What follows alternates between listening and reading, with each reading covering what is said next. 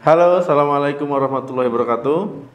Teman-teman ya, penderita diabetes kadang bingung ya, ketika mau makan nasi putih takut gula darahnya melonjak naik, ya bingung jadinya mau ganti nasi putih ini mau ganti apa? Ya jadi bingung pilihan karbohidratnya. Ya sampai orang mengatakan begini. Di Indonesia ini kalau belum makan nasi itu dibilang belum makan ya, karena memang makanan pokok orang Indonesia itu nasi putih sebagai sumber karbohidrat. Jadi kita akan membahas sumber karbohidrat yang baik untuk penderita diabetes.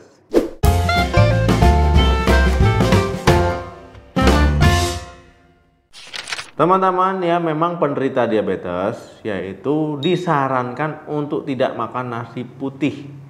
Ya, karena nasi putih ini bisa bikin gula darah itu melonjak naik. Ya, walaupun dilarang konsumsi nasi putih, bukan berarti teman-teman nggak boleh makan karbohidrat. Boleh, tapi pilihannya yang tepat, karbohidrat kompleks. Karbohidrat kompleks, ya ini termasuk karbohidrat yang memiliki indeks glikemik rendah. Nah, jadi ketika teman-teman makan, ya itu nggak bikin gula darah melonjak naik. Nah, indeks glikemik itu artinya gampangnya seperti ini. Ya, makanan dirubah ke gula darah itu dengan waktu yang cepat atau lambat. Kalau seandainya indeks glikemik tinggi, dia cepat. Kalau seandainya indeks glikemiknya rendah, dia lambat. Nah, teman-teman ya bisa mengganti nasi putih menjadi karbohidrat lainnya, karbohidrat kompleks. Ya, jadi bukan berarti nggak bisa makan karbohidrat. Jadi bisa dibilang ini pengganti nasi putih. Ya. Yang pertama adalah beras merah. Beras merah ya ini rekomendasi untuk orang diabetes ya, karena karbohidrat kompleks, kemudian juga rendah kalori, ya tinggi serat, dan termasuk indeks glikemik yang rendah. Nah, jadi kalau teman-teman karbohidratnya dari beras merah, ya ketika dikonsumsi itu nggak bikin gula darah melonjak tiba-tiba. Nah, siapa di sini yang sudah pernah makan beras merah? Gimana rasanya?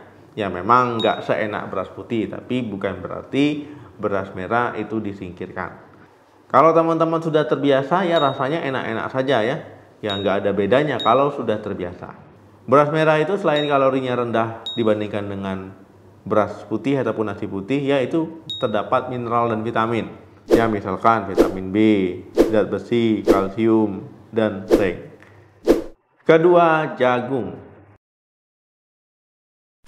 Jagung ini juga termasuk karbohidrat kompleks ya, jadi termasuk karbohidrat yang direkomendasikan ya untuk orang diabetes ya sebagai pengganti nasi putih. Jadi lebih bagus dibandingkan dengan nasi putih.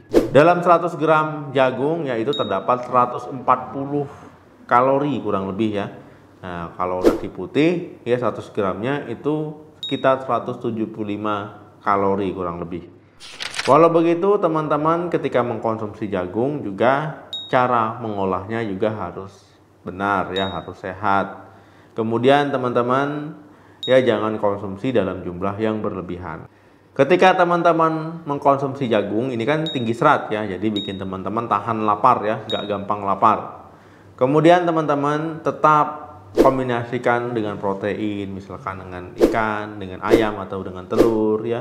Kemudian juga dengan lemak sehat, kemudian juga dengan vitamin dan mineral ya, misalkan sayur-sayuran dan buah-buahan.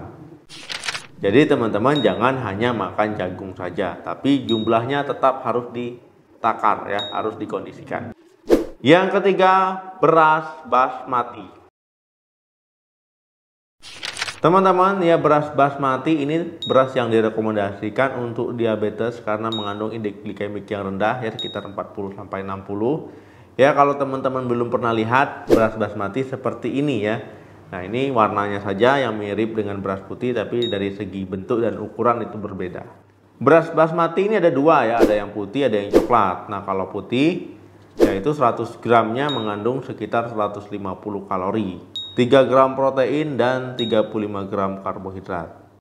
Sedangkan beras basmati yang coklat ya 100 gramnya itu mengandung sekitar 160-an kalori. Ya 1,5 gram lemak, 3,8 gram protein, 33,8 karbohidrat, dan 3 gram serat.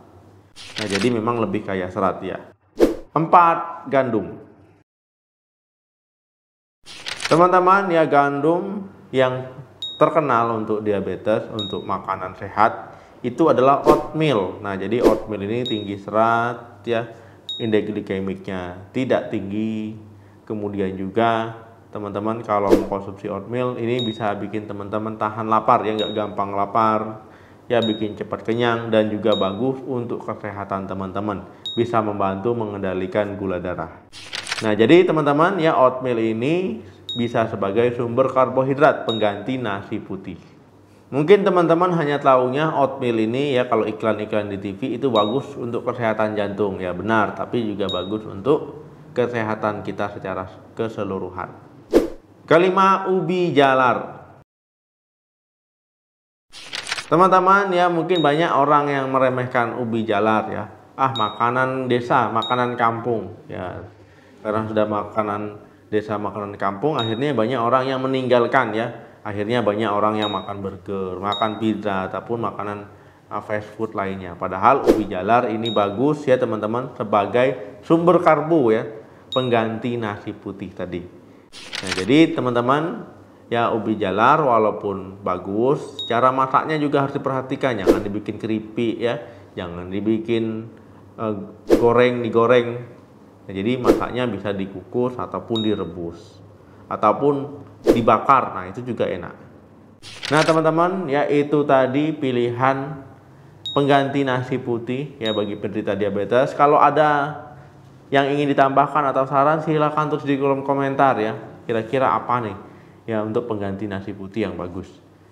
Oke, terima kasih yang sudah menonton video ini sampai habis. Jangan lupa like, share, dan komen. Sampai ketemu lagi di video saya selanjutnya. Salam sehat, sampai jumpa.